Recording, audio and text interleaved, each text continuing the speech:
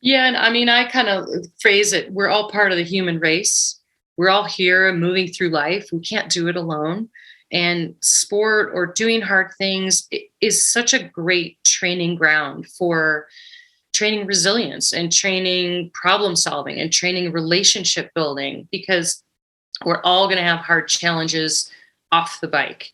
And so being able to kind of have a practice ground that is a chosen hard thing or a chosen challenge allows you to develop the skills to deal with losing a loved one, to deal with, your house burning down, to deal with a pandemic together, to deal with losing a job. You know, we can go into nature and choose hard things to practice that skill set.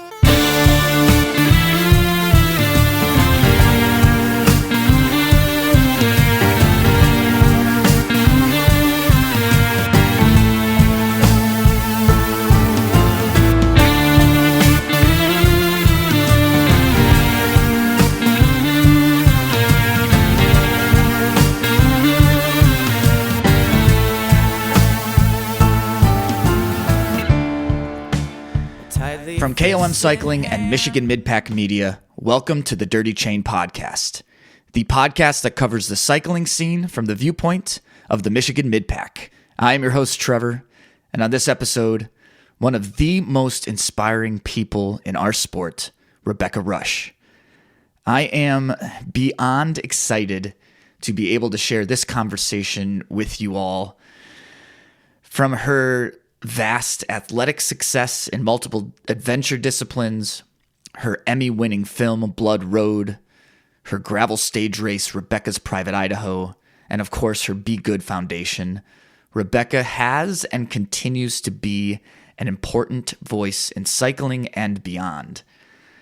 We talk about that. We talk about a lot of things in this episode, but to me, what really came through in our conversation most is Rebecca's philosophy on life and how adventure and sport can better yourself, but more importantly, others. And she articulates that in such a beautiful way.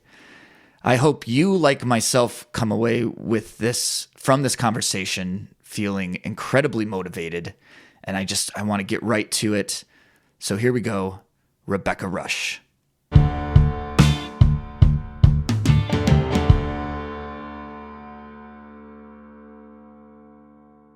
Listen, I just want to say it's a huge honor to talk to you, and I really appreciate you taking the time to do this. I don't know, are you cool just jumping in? Do you have any questions before we get to it? No, let's just hit it.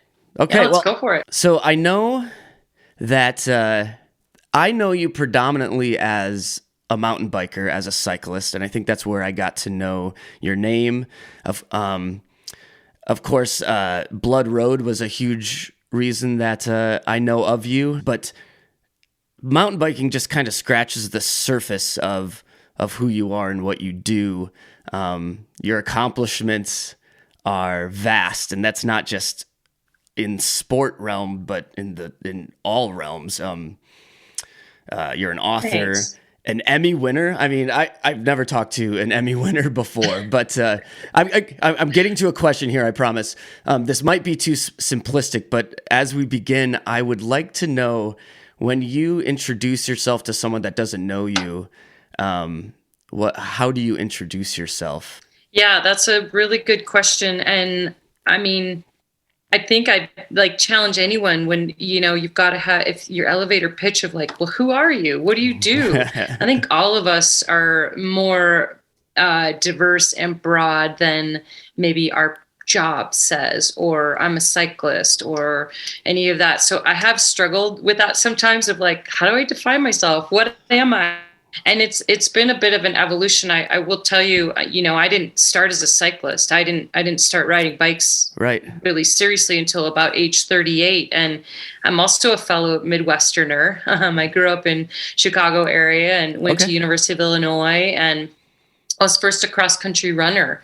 And so to answer your question of, how I introduce myself, I've really started to morph it into the word explorer, because saying I'm an athlete, to me, it's not all encompassing. It's one part of it. I do use my physical body and exploring and moving in the outdoors as sort of my template, but really explorer is a bigger part of the world, in that I'm exploring physically, I'm exploring emotionally, I'm going on bike expeditions and other kinds of expeditions, and really also exploring what it means to share those experiences with other people. And that's a big part of what I do. And to answer your question, I about 4 years ago, after riding Blood Road, riding the Ho Chi Minh Trail, and really being forced to ask myself the personal question that we all should, is what am I doing? Why am I here? What is my purpose?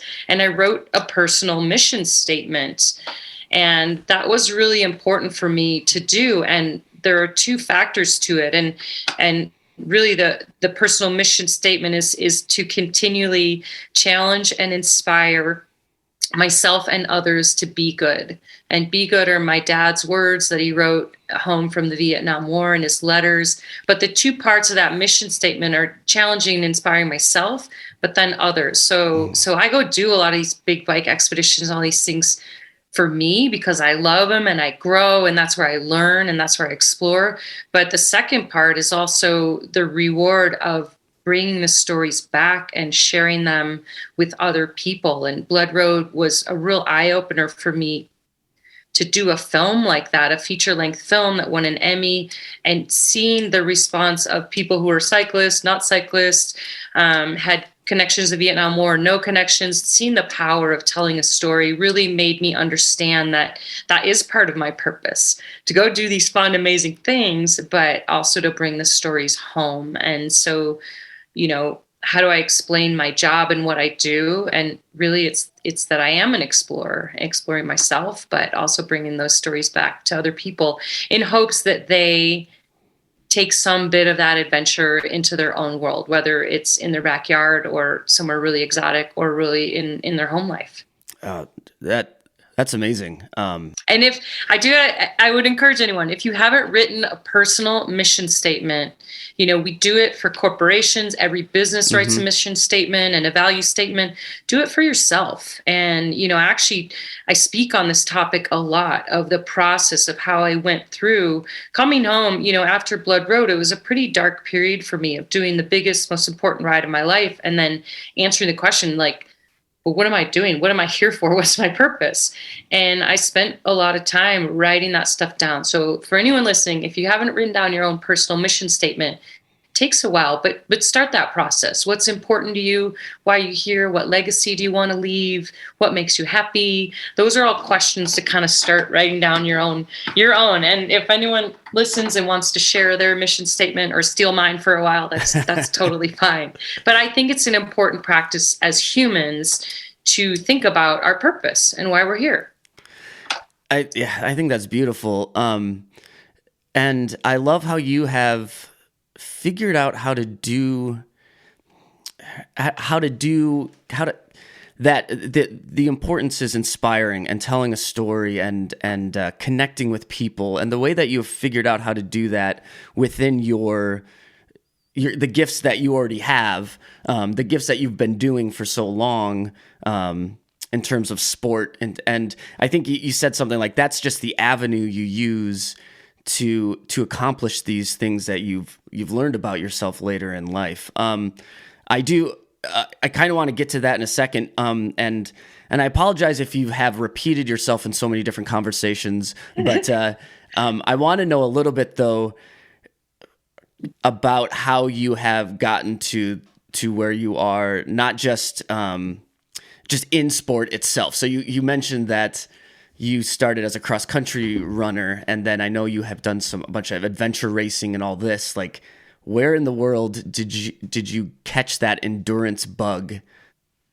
It's kind of funny. It sort of found me in high school. I found cross country running as a sport, and really, it happened, as a young girl. Lots of young girls have, being a teenager or preteen is a hard time for anyone, where you're really trying to figure out like what you're doing and who you are. And, I struggled with some, just kind of body issues and thinking I was going to be fat. And my next neighbor's like, oh, you should join the cross country running team. You'll never get fat and you get a free sweatsuit.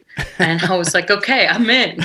Like, honestly, that was my entry into sport. And I will say, as a kid, I was always in the backyard, wanting to camp out. We went camping. My mom took us to all the national parks in the summers when we were little. So I always had that explorer bug, but I didn't have an avenue of sport other than digging around in the dirt as a little kid. And I loved mowing the lawn. Like, I loved being outside, but cross country running was really when I found the outlet of sport. And it became pretty apparent in running. We did cross country, I did track, that I was just better the longer it was. I liked, seeing what was around the next corner, running through the forests and the woods. And so I just sort of gravitated towards the longer things physically, but also emotionally. I like that sort of exploratory feeling. And that just running turned into finding rock climbing, turned into finding paddling, turned into finding cycling. I ski a bunch, cross country ski, backcountry ski. And so while I've done a lot of different sports, there's been the common theme of exploring in the outdoors and using my body. And physically, I think and mentally, I'm just more adept at the longer distance. And that just became really apparent, even in track. They're like, you should run the 800 meter or the 2-mile relay. And I was better. I'd get a faster time, 800 meter split, if I ran the 2-mile myself than it was the same time. If I did 800 meter or I did 4 of them on top of each other, I'd have the same time. So the coach quickly was like, oh, you're better at the long stuff. And I just really gravitated towards that. And of course, now that's multi-day expeditions. I did 10 years of adventure racing. So I found endurance pretty quickly, and it does feed my body and my mind and my soul. So that's how I found sport. And really, it's funny. I get asked all the time, when are you going to retire from athletics? And it's such a weird question to me, because hopefully, when you find something that fuels you, keeps you healthy, is your community support, it's your mindfulness technique. When you find something like that, why would you ever want to retire from it? And so I do really try to encourage people, whether you consider yourself an athlete or not, we have this one body, this one package that we can move through the world. And I have not found a better tool to taking care of it than movement, and especially movement in the outdoors. And there's science behind nature therapy, and that smelling and seeing the colors outside and putting your feet on the earth. Those are really scientifically proven happiness pills for your mind. And so why wouldn't we all want to be a lifelong athlete? So when I'm going to retire from sport, the answer is never, because I need it. I need it it is my career. Yes, it's been my chosen job, but really it's also just part of my lifestyle. So you're mentioned you're kind of hardwired physically to endurance, and obviously hardwired mentally too, for that endurance lifestyle. But do you find that just by definition, being out there for a longer distance and being out there for a longer bit of time, and then kind of how you have to mentally prepare for that and be kind of in that moment, it adds to the exploratory aspect, or it adds to the to the exploration, I guess. It's a super good point. The longer that you're out doing something, just the more things happen. Mm-hmm. You can get lost, you get hungry, you get tired. There's physiological changes happening, after about 20 minutes. For most of us, you're like, get out the door. You're like, I don't want to do it. I don't want to do it. After about 20 minutes, there are neurochemicals released that make you feel better, and endorphins are happening. And so, the longer you're out doing something, there's just more time for different experiences, different terrain. You might fall off your bike get back on a bike. You might have a river crossing. And so I do really like the endurance events because there's just more time for things to happen physically and emotionally. And honestly, you've got to figure them out, especially in an expedition type thing. You can plan as much as you want, but there's always going to be something unexpected that happens. And even in a couple hour bike ride, if you're getting off the beaten track, you're going somewhere that you haven't been before. To me, that's adventure. And it's part of what's really cool about the explosion of gravel cycling is that people are realizing outside your back door, there's all these places you've never been before. And so, for listeners or athletes out there, you don't have to go on a 6-day expedition to find this kind of endurance magic that happens. It happens in a couple-hour ride or a 4-hour ride on the weekend. And it happens when you go somewhere that you don't know the trail exactly to a T. And it's that kind of exploratory interest. I feel like we rise to the occasion. Like, we don't know what's going to happen. And so you've got to plan with your Garmin. You've got to plan with your clothing, your food, the route you're going to take. And all that kind of stuff is learning. And it's making you use your mind and your body. It's part of what I really loved about rock climbing. That was kind of my first love as a sport, is that you did have to really think. It wasn't just like, go up the wall. You had to plan a route. And I really like that kind of aspect of cycling too, of going exploring in that way, because it does engage your mind and this sense of adventure that we all need. And I think, the pandemic has been one of the gifts, has been people exploring their backyard and finding adventure right outside the back door. Yeah. I know that many of your adventures you've gone with people. Do you prefer to explore with a group of fellow explorers, or do you prefer to explore on your own, or is it a little bit of both? I love both aspects to it. I definitely am sort of on a bit of a vision quest when I'm alone and I'm really thinking about a lot of stuff. I solve a lot of problems out on the bike.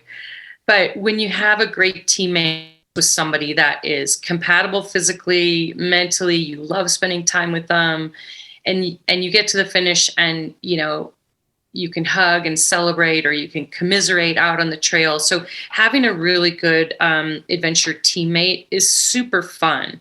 That said, having a friend that you think is going to be a great adventure teammate, and you get out there and you find out lousy teammates, that's not so fun. And I've definitely, with adventure racing, that was all team sport. The way that adventure racing worked is you had to travel in a team of 4, a co-ed team of 4. And I really learned a lot about sort of the pitfalls and the joys of traveling long distance with other people. There is a magic to it. And there's a bit of a support network where sometimes somebody's up, sometimes somebody's down. You might carry somebody's backpack, they might carry yours. And it's pretty special. One of the best teammate experiences I've had in my life was the last two Iditarod Trail Invitationals. I ended up unplanned, but I ended up traveling with my husband.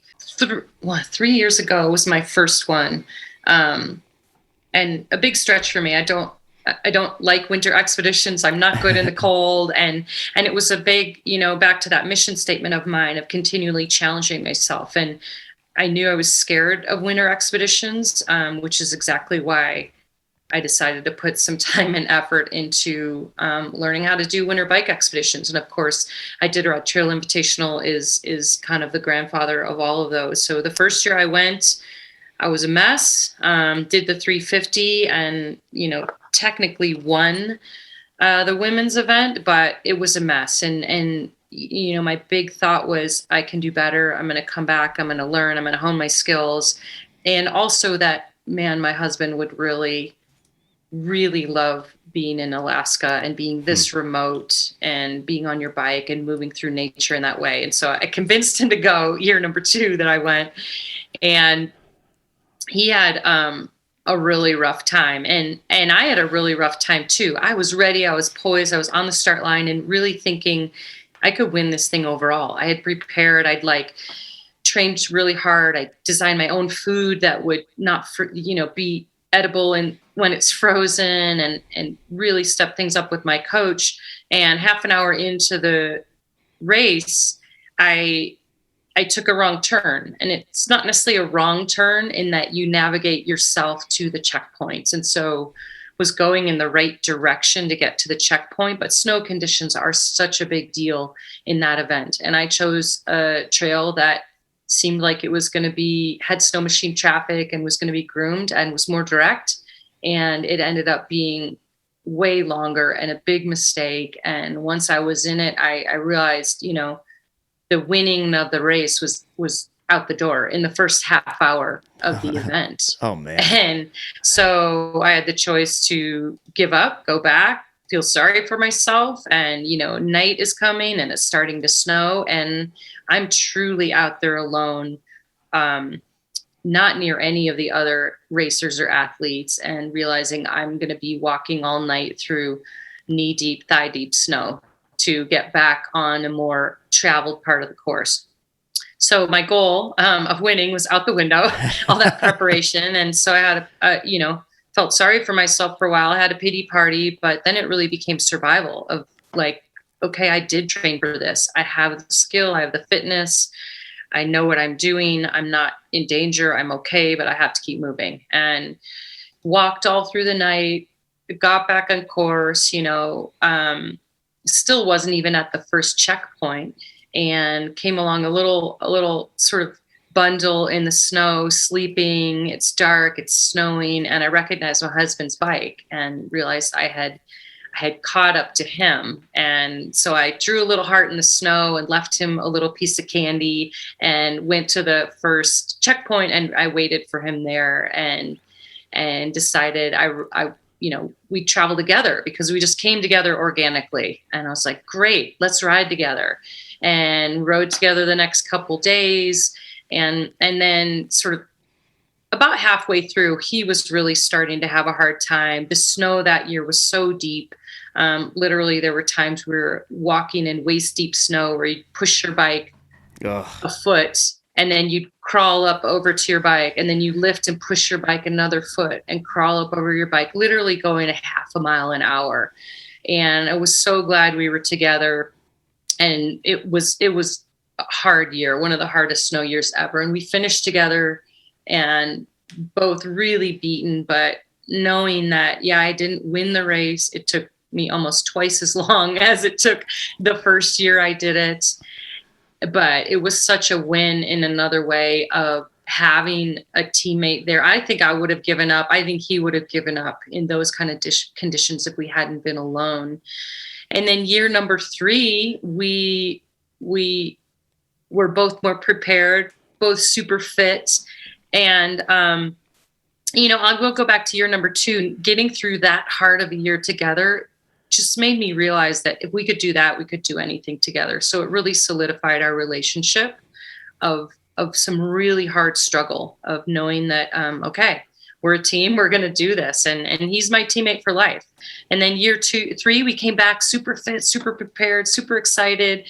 And we're both just like, he's like, you go race this thing, it's going to be awesome. And we had elected, this was last year. And so it was, still in the midst, obviously, of a pandemic. And we elected to do the race for a challenge, but also safety reasons. They implemented a new category at the ITI that was fully self-supported, which meant you didn't go into any of the shelters. You didn't get food or water from any of the lodges. Oh my gosh. And so you slept outside, melted your own snow, really fully self-supported. And so we committed to attempt trying that. And you could change partway through, you could sort of step down if you needed to for safety reasons. But we're the only 2 athletes that pulled off doing the 350 entirely self-supported, which meant melting snow, sleeping outside, digging little snow caves, literally not going into any shelter or building for 6 days. And we finished right near the top of the field. I was the top female, and we're the only 2 people to execute the expedition in that manner. And it's the proudest expedition I've done in my life. because of the commitment and being in sub-zero temperatures for 6 days and never going inside, and traveling with him as well was amazing. And we ended up kind of just being the same speed, working together with boiling water. And it was truly a highlight expedition of my life. And so as we talked about doing hard things with other people, it's pretty magical if you find the right person. But it's hard to find the right person, and not every husband and wife couple maybe would want to do that together. Well, as you're telling me this, and even before you got to telling the story about you going through and with the ITI with your husband, you're just talking about teammates in general. It made me think about just relationships. And you said one of the big parts of your exploration is not just exploration of sport, but also exploration of self. And I think the biggest way you can know more about yourself is through your relationships. And I kind of see this as whether your teammate is not just whether it's a teammate helping you through an expedition or a match or whatever you're doing, or that teammate is your partner. It's all part of this kind of exploration that you're talking about. Yeah, and I mean, I kind of phrase it: we're all part of the human race. We're all here moving through life. We can't do it alone. And sport or doing hard things is such a great training ground for training resilience and training problem solving and training relationship building, because we're all going to have hard challenges off the bike. And so being able to kind of have a practice ground that is a chosen hard thing or a chosen challenge allows you to develop the skills to deal with losing a loved one, to deal with, your house burning down, to deal with a pandemic together, to deal with losing a job. We can go into nature and choose hard things to practice that skill set, which is why I always say to people, race is not a 4-letter word. Or people are like, oh, I don't like races. It's such a great training ground for us to develop the life skills that we all need. And so for anyone who's listening who's like, oh, I don't race, you should sign up. You should commit, put yourself on a starting line, and whatever speed you go, whatever place you finish is kind of irrelevant. The fact that you are signing up for something hard, like a 100-mile gravel event, maybe you come to Rebecca's Private Idaho, or a stage race, do something that seems hard, and you're going to develop skills that are going to carry with you. You'll carry with you long after you step off the bicycle. That is interesting, though. I do think racing it does get a bad rap sometimes, and it's a little bit more of like, it's all about the competition, all about and I think on paper maybe you could see how a really competitive race may not be as exploratory or as adventurous as one might think, but your point is no. These are important events that you need to seek out, basically.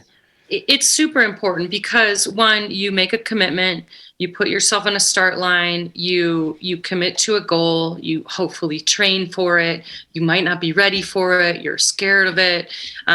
You're going to push harder than you would if you were by yourself. And there is a collective energy that is palpable when there are a group of people, whether it's 10 people or 1,500 people. You collect in a group and there's energy buzzing from everyone. And so you pick up on that. And truly, you're racing yourself. You're practicing for yourself, but having other people there and having the template of a race or a thing that you said you were going to do on a certain day, on a certain time, those are all skill building, and it's accountability to show up and do something hard. And yeah, it doesn't matter. One person's going to win, but I guarantee everyone, all 1,500 people, are going to come away with a win of another kind. How do you keep yourself from, or do you care if you yourself have a mindset of like almost too competitive, where it is about winning versus about exploring? Yeah, and I mean, I am a super competitive person. Don't get me wrong. And I can really. Here's the thing, I've won Leadville 104 times, and that's a really good example of a highly competitive race. I was going there to win. And kind of sort of the adventure that I had along the way of that. But those years that I did Leadville, I learned a lot about myself. And I was coming from 24-hour solo racing. So 100-mile race above 10,000 feet, that's really short to me. That was a sprint race. And so I had to really change my training. I had to, really change my focus to a lot more intervals, get a lot more specific about how I was training to see like, oh, everyone said I'm not fast. Like, could I go fast in a short event, a short 1-day event? And for a lot of people, Leadville's long. I'm not saying it's short, but I was coming from racing 24 hours solo. And so it may seem like, oh, well, 100 miles then should be easy. But actually the intensity level is so high and the competitive nature of that race is so high that you really are basically doing an all-out time trial for 100 miles if you want to be competitive in that event. And I learned so much from that experience, and I really loved it. And what it did was allowed me to push my expedition type riding to the next level, because I developed this really strong level of fitness and commitment and specific training that just elevated my exploratory riding. And so there is room for all kinds of racing. I did some cyclocross racing for a while, and I kind of hated it because I'm really a slow starter and I'm really like not that fast. But any kind of riding is gonna elevate your fitness, and you're going to learn something, whether it's doing a crit race or a cyclocross race or doing a multi-day expedition. I think kind of stretching outside what is your norm, that's where we continue to grow as athletes. And it's why I've sort of altered and adapted and changed so many times. People are like, well, why don't you just keep doing 100-mile races, or why didn't you keep doing 24-hour races? I think I know this is scientifically proven, and an important part of being motivated is being curious and being like, I wonder if I could do Leadville, or, I wonder if I could do a 24-hour race, or I wonder if I could do the Iditarod. So curiosity is a really powerful motivator for all of us. And it's like different neurochemicals are released when you're curious about something. And you can imagine like a little kid or even your dog who's like, what's that? So if we can maintain throughout our life that sort of curious exploratory nature, it's super motivating. And so that's why I do kind of prescribe for myself and everybody else, trying a lot of different things. You may be a cyclist, but try cross-country skiing, or you may be a cyclist and you've never done, a 100-miler, or you've never done a sprint race. And so maintaining that kind of curiosity is how we continue to grow and evolve as people. And we know this in training, if you do the same kind of bike ride, you do maybe a 30-minute bike ride at such power and heart rate. If you do that every day, you just get good at doing that every day. You don't actually grow as an athlete. And even in training, that's why we do some short stuff, some long stuff, is to actually be a well-rounded and better performing human across the board. Yeah, and I think you kind of spoke about just early in our conversation, you talked about diversity in sport or in life, mm-hmm. and how important. I think that's exactly kind of what you're saying, is just how important it is to have that diversity. And I don't know, one of the things that came to mind as you were saying that is I tend to like Zwift racing a little bit, and I get a little bit of flack for it. But my big thing is, yes, it in the middle of winter, I can race with people all around the world, but also it gets me ready for big adventures outside when the weather's good. Right. And so if you're using competition or different events or different things to to further that in any way, I think it can be used for good, I guess. Yeah, no, it's awesome. I have this concept that I call the motivational menu, and look, we need to put a lot of things on the menu, on the buffet, and you need to choose often and choose many things and fill your plate. So, there's intrinsic and extrinsic motivation, and most people think pro athletes or someone like me, a seasoned athlete, doesn't struggle with motivation, and that's just a lie.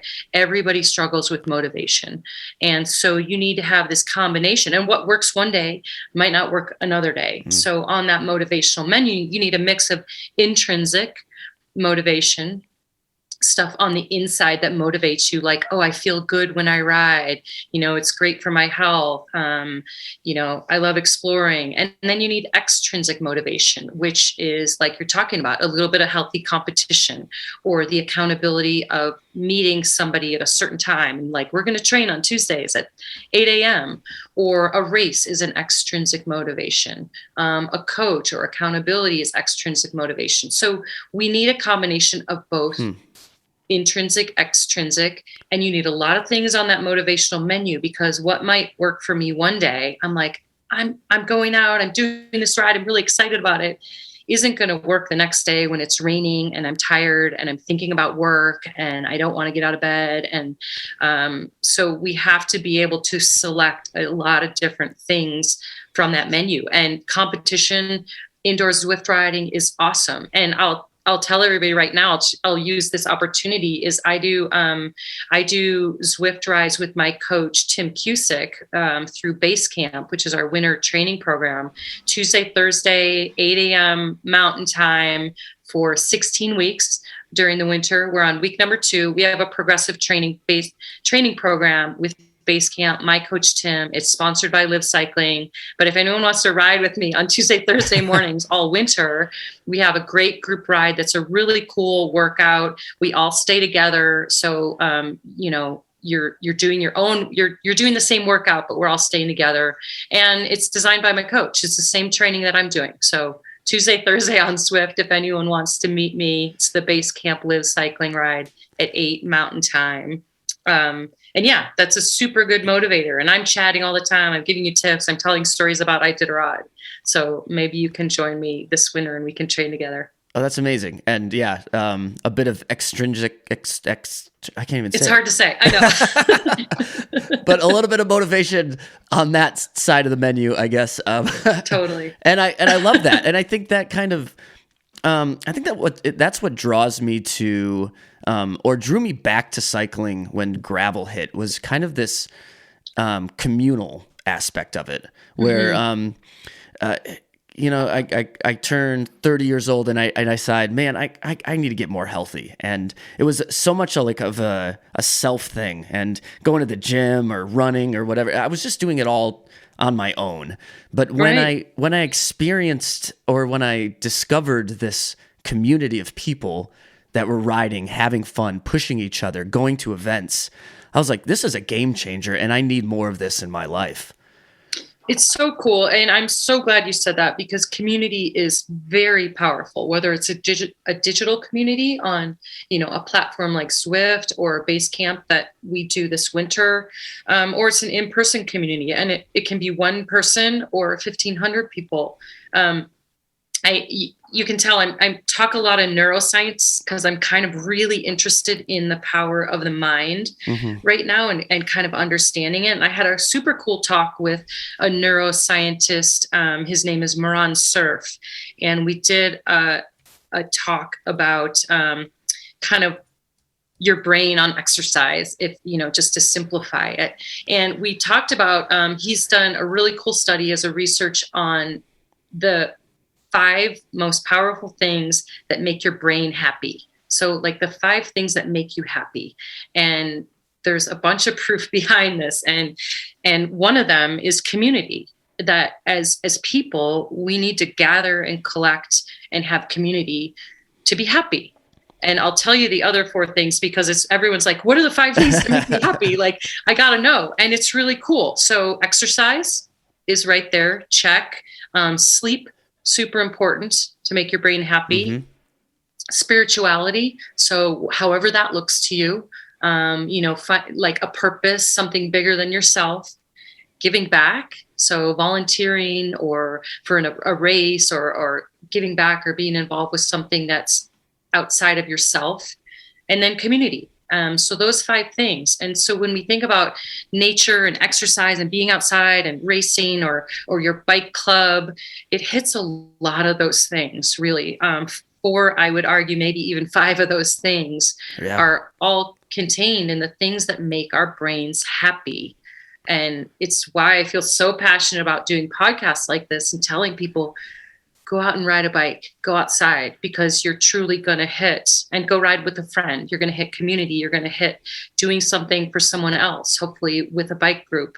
I find spirituality outside in nature. It's going to help you sleep, and you're going to be exercising. So we're really like, that's your happy pill is, people want what's going to make me happy. There it is. It's pretty simple. Go outside and ride your bike with a friend. And you're going to hit all the things that make your brain happy. I love that. And I think sometimes the endeavor of sports, especially for adults, for kids as they're developing and all this stuff, it's like sports are good to learn all these skills and all this stuff. But as you get older, and as you're just in the adult age and you're working and you have a family, sometimes sport can seem selfish. And it turns into a selfish endeavor. And from the outside, and maybe I'm putting this on people, and maybe no one really cares, but sometimes I feel like I'm out riding my bike, and people that don't get it are wondering, why is he spending so much time doing that? Or why is he wasting his time doing that when maybe there's more productive things to do? But in fact, and I agree with you, I think it's one of the most productive things to do, not just for yourself, but for others. Well, and think about, I've always had that guilt feeling too, like, oh, I'm out here, I'm supposed to do a 4-hour ride. Maybe I can do 3.5 and I'll get back sooner, and I'll walk the dogs sooner, and, or get back to the computer. And we all know the feeling of, we're sort of grumpy, and we get out and maybe we even just do a 1-hour ride on the trainer and then get back. Compare yourself from before and after. And we all know we're a better version of ourselves when we've had blood flow. It increases your mood. Endorphins are released. You basically get your little happy pill. And so when you come back to work or your family or your other commitments, you're a better version of yourself. You're more efficient in your work. You're more focused. And I would argue that you are more productive if you've exercised even just an hour a day. And for me, we talked about that sort of 20-minute window. It takes the body 20 minutes to kind of start releasing those chemicals. So even if you can go out for a 30-minute brisk walk with your dogs, that is going to give you a dose of that happy pill. And if you can do an hour, great. If you can sweat a little, bring the heart rate up a little bit more, that's even better.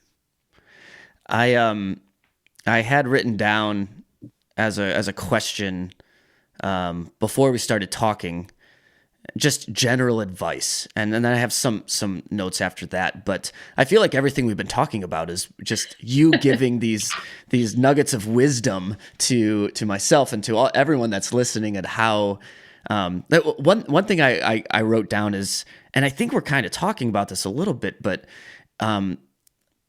like you'll read in like a bicycling magazine or Velo News, or it's like how to maximize your training, like how to get the most out of your training.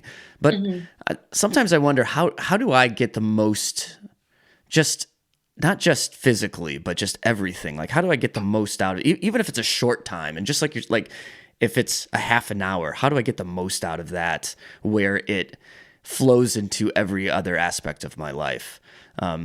And I mean, you're kind of saying, make sure it's half an hour, because that's just like chemically, that's what we need, or make sure we're actually doing something. Maybe the point is that you just have to do something once a day. Do something to make sure that you're getting that in your life. Yeah. I mean, those are all super good questions. And look, we all want to perform at the highest level. It's really fun to be super fit and fast. And so that is one of those motivators of like, oh, I'm fitter than I was last year. That's really cool. And there's basic training, rules that sort of any coach, a good coach can give you, or, I mentioned the base camp training program, but really, and this is what my coach tells all of his athletes, the number one thing is consistency. You have to do a little something almost every day. It doesn't work just like cramming for an exam. If you go, a week without doing anything and then you do 10 hours on the weekend, one, you don't improve your fitness, but you also don't improve, that happy pill. Like I talk about, you don't improve your mental well-being as well. So consistency, a little something every day or almost every day, that's 30 minutes to an hour. But you got to get out and do it. The second thing I would say is the duration, which I just kind of mentioned, at least 30 minutes, more if you can. Saving your long days on the weekends. And I'm not saying don't go long on the weekends. That's where most people have the space and the time in their lifestyle to fit it in. And so my during the week workouts are, 1 to 2 hours, because that's what we can fit in. And the weekend's a little longer. So consistency, duration, and then a little bit of intensity. You've got to put a little bit of that sweat, get the sweat going, get the heart rate going. If you're looking at a traditional training schedule, there's a couple days a week of short, high intensity intervals and then longer on the weekend. So a little bit of a variety between going, longer and easier. And I find a lot of people, I call this sort of the garbage zone, like that middle zone where it's kind of hard, but it's not that hard. If you really want to, kind of bump your fitness, a couple interval days a week really are a great way to put some of that high intensity work in. And, it's harder, it's getting your heart rate up more, and it's really kind of pushing a different physiological system. So consistency, duration, and intensity. If you put those into your week, and really with consistency being the number one thing. If you show up sporadically here and there, you aren't getting the long-term effect of helping you sleep, making your body healthier, making your mind healthier. So I often, a lot of times I'll have on my training schedule, I'm supposed to do an hour and a half, and I'm like, shoot, I can't get to it. I'll just like go do a brisk walk for 30 minutes with my dog, instead of, something is better than nothing. And so for those of you who like might be down on yourself, like, oh, I didn't do this today, and this is what I had on the schedule, just do something. Something is better than nothing. And it doesn't really work to like, oh, I'll pile, like I said, oh, I missed Tuesday, Wednesday, Thursday, I'll do all those workouts combined on Friday and I'm good. Your body doesn't really work that way. So less is more, in that if you can do a little something every day instead of cramming all onto one day, that's going to give you the better overall benefit. I want to come back to less is more, because that's part of your core values, correct? Mm-hmm. Yeah, that's right. But I'd like to come back to that. But another thing, as you're talking about this, is and find that motivation. And you spoke on that motivation about seeking out different ways to explore different events. And I do want to ask you about Rebecca's Private Idaho. And it's dawning on me, talking to you, talking about how of a diverse athlete you are, but also a kind of a diverse person in all that you have. You're doing a lot. That's of course you are. But Rebecca's Private Idaho is kind of a very diverse type of race or event. It's a stage. Can you talk on that a little bit about what it is, the 3 days, what the different days are? Yeah. It's actually, Rebecca's Private Idaho is my gravel event in my hometown of Ketchum, Sun Valley, Idaho. And this year coming up, 2022, is going to be year number 10, wow, which I can't even believe that we're going into year number 10. And it's morphed and it's grown over the year. My intention from year number 1, and it still is, was to connect people ride with purpose and celebrate beautiful places. So people, purpose, place. And we've done that and grown into one of the top cycling events in the world. And I'm really proud of it. I really didn't think when I launched this little event 10 years ago that it would grow into such a powerful experience. It's also the number one fundraiser for the year for my foundation, the Be Good Foundation. And the event has morphed from a one day, we have something for everyone really, 20 mile, 100K, so about 62 miles, and then 100 mile on the one day events. And then we also have the stage race that is 3 days of riding over 4 days. Stage one is basically a mountain bike stage. You're on single track and on your gravel bike. Stage two is an uphill time trial, and stage three is the long 100 miler. And we also, during the pandemic, grew the platform. 2020, we still had Rebecca's Private Idaho. We just didn't have it in person. And what we did, which is really cool that we've maintained, is we now have three ways to do RPI. So we have RPI Sun Valley, which is the in-person event that I just told you about. We have RPI Remote, which is a 100K ride that you do on the same day with us. You can do it anywhere in the world. We have a digital platform. We have awards. We have prizes. We keep score on that. And that's really cool. And people, we did that in 2020, the RPI remote version, and people around the world were taking part, which was really cool. And we also have RPI Base Camp, which is the 8-week training program for anyone doing RPI Sun Valley or RPI remote. That is a community building, prepare for the event together with my coach, with me. And so all of that launches on January 1st. And I'm pretty excited about it because we've been able to bring a digital community and a training community and an in-person event all wrapped into one really cool people, purpose, place. Our hashtag is Gravel for Good because it's part of the Be Good Foundation fundraising. And really it's a race, but it's a really fun community festival. It's really 5 days of stuff going on if you come here to Idaho. And I'm pretty proud of it. It's definitely one of my proudest achievements is develop this event because I see what it does for other people. I stand at the finish line and I'm out on course, and it's so exciting for me to really win through other people's eyes. And, we've had people get married at the end of Private Idaho. We've had all sorts of things happen. Last year, I was really excited to be one of the first gravel events to implement a non-binary category. We brought in a paracycling category. And so it really is a welcoming space. And gravel is a welcoming space for everyone. And I think, like you said, it brought you back to cycling because you felt welcome. Anyone can come on a fat bike, a mountain bike, a gravel bike, whatever. And it's not intimidating to ride on gravel roads. Mountain biking is amazing. And I always thought I would put on a mountain bike event, but it became really apparent when I started thinking about it that dirt roads were more accessible for people and more people could gather there than perhaps on a mountain bike trail. So that's RPI in a nutshell. And Wow. Reg opens January 1 if anyone wants to join me. And I don't want you to feel like all you're doing is giving plugs, but I like you talked about how it's it kind of works in tandem with your Be Good Foundation, and I want to give you a chance to just tell us a little bit about that and how much good it is doing.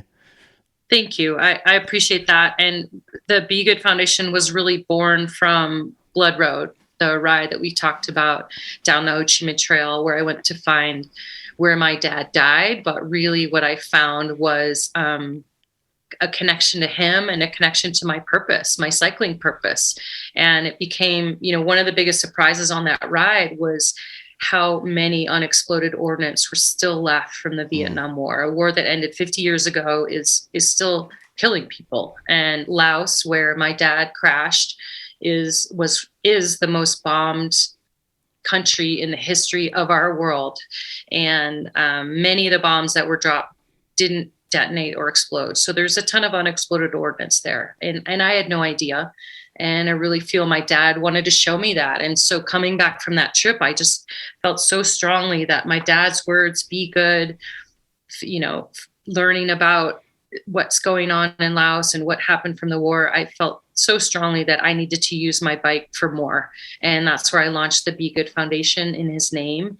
And we started, one of our sort of cornerstone projects is help clearing the unexploded ordnance along the Ho Chi Minh Trail. And we do that in a number of ways, but the foundation has expanded from that initial project as well. And the mission statement of the Be Good Foundation is to use the bicycle as a catalyst for healing, empowerment, and evolution. And so, we're clearing bombs in Laos, but I also work with People for Bikes. They are working on infrastructure in the US for bicycles in more places. We work with World Bicycle Relief. We work with our local Trails Coalition, and RPI is one of our big fundraising events. And then this 2022, we're launching a individual scholarship program. And so for individuals who are doing empowering, healing, evolutionary projects on their bikes. And we have our first 2 scholarship recipients are taking the winter base camp with me and with my coach, Tim. And so they are in a 16-week training program with me as part of our Be Good scholarship recipients. And that's Alyssa Gonzalez and Greg Deal, who are becoming really good friends and training partners. So the foundation has been amazing. And I know that everyone in the world, we talked about those 5 things that make you happy. Altruism and giving back, volunteering is one of them. And so people love to be part of something that's bigger than themselves, and being able to use the bike as a tool for that is really powerful. So I have to thank my dad for giving me the push to do something more with my cycling. And, it's not to say like I'm not competitive or I don't value the trophies on my shelf, because those are all there as a launch pad for me to have a platform and be the messenger for this kind of stuff. So Be Good Foundation, we're doing a end of year fundraising campaign right now. We have a ton of really fun holiday gifts, including bracelets and jewelry that are actually made from the bombs that are cleared in Laos. And really, it's really beautiful. They're engraved with Be Good, and each bracelet goes back to clear more unexploded ordnance along the Ho Chi Minh Trail in Laos. And so thank you for asking about the Be Good Foundation, because it's everything I do. Every ride I do has a Be Good aspect to it now, whether it's helping an individual or helping a larger group of people through the bike. Because, and really I chose those words, healing, empowerment, and evolution, because that's what the bike has given me. And it's a nice way to pass that on to more people and get more people either riding or, experiencing gifts and evolution by moving in the outdoors. What an amazing accomplishment, I have to say. I'm really inspired by that, and I know that I'm not alone there. And Thank you.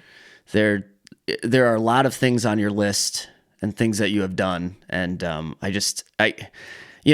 mentioned this is the end of the year, and this will come out before the end of the year. So one, I encourage people to go to the Be Good Foundation's website. Is it from your website, or is it to have its own website? Of course it has Either its own way, website, you can get there through RebeccaRusch.com. There's a link there. Or we're launching a new website, which is really cool. It's thebegoodfoundation.org. Okay. But you can find it all through me, which is pretty easy if you need to. So I encourage people to become involved that way. But thinking about the end of the year and all the things you're talking about motivating oneself to help others, motivating yourself to become better, seeking out adventures and exploring more. I really think this is a great motivator for anyone looking for something for next year, looking for a way to better themselves next year. And I'm wondering if you would be willing to kind of wrap up our conversation and thinking of that, of how can we motivate each other and motivate ourselves to have a better 2022. You have some brilliant core values, and I'm wondering if you can talk about those core values and help us just to, kickstart our 2022. Yeah, and really the core values, they're really, I call them navigational handrails more than anything. And if you know anything about me, you know that I love paper maps and compasses, and I really do feel like we're all navigating our way through this world. And so my logo and all those things have this intentional map graphic to them, and it's actually the map of Laos, where I found my dad. Really feeling like he helped give me direction. And so for anyone who remembers paper maps or who navigates not on a digital device, there's a technique in adventure racing or any kind of navigation, and a sort of a navigational term called handrails. And a navigational handrail is something like a river or a ridge line that doesn't move, that you can kind of keep as a guiding path to keep you going in the right direction.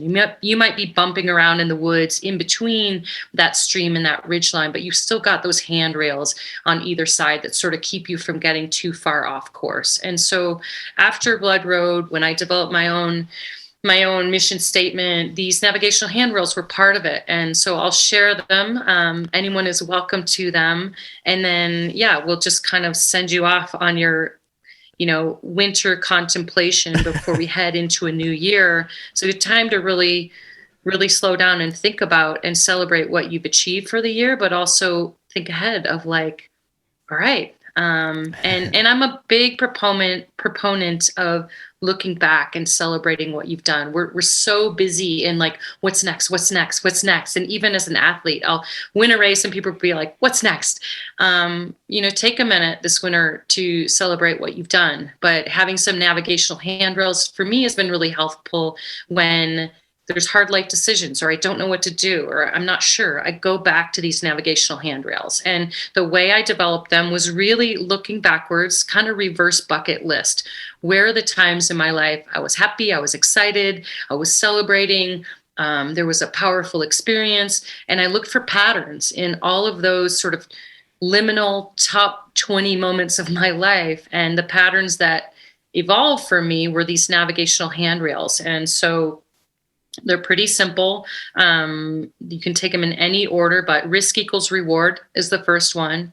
Anytime I step outside my comfort zone, there's always some sort of reward on the other side of it. So that's one of the handrails. Passion equals payoff. I need to be excited, curious, intrigued, my palms getting a little sweaty about something that I'm going to do. And that's passion. And it's a really powerful motivator. So passion equals payoff. Give equals get, which is that altruistic happy pill of doing something for other people, whether that's Be Good Foundation, RPI, teaching somebody to ride a bike. We all got something out of that, including me. So that's a navigational handrail. And then less equals more. And we all have this tendency, especially in the United States, of filling our plates quite full and doing lots of things at 50% or 20%, instead of doing maybe a couple less things, but doing them really high quality. And then ultimately, so those are the handrails. Passion equals payoff, give equals get, risk equals reward, less equals more. And ultimately, when I really don't know what to do, I fall back on my dad's words of be good and ask myself, am I being good? And then that helps me really navigate and stay on course. And so we'll wrap it with going back to your first question to me was, who are you? How did you define yourself? And I told you I'm an explorer. So my challenge for anyone listening is to be an explorer, go seeking something, whatever it is, and go on an exploration. And I promise you won't be sorry. Amazing. This is brilliant. What a good way you're like a professional or something at this, I think. That was so good. And the themes that you just laid out were so prevalent throughout this whole conversation. And so, of course, it was just a perfect way to wrap this up. And I cannot thank you enough for this time and this conversation. Thank you, Rebecca, so much. It was so fun, Trevor. I really appreciated it. And yeah, like you got into some good stuff there. So I can't wait to listen and share it with other people. Thank you so much.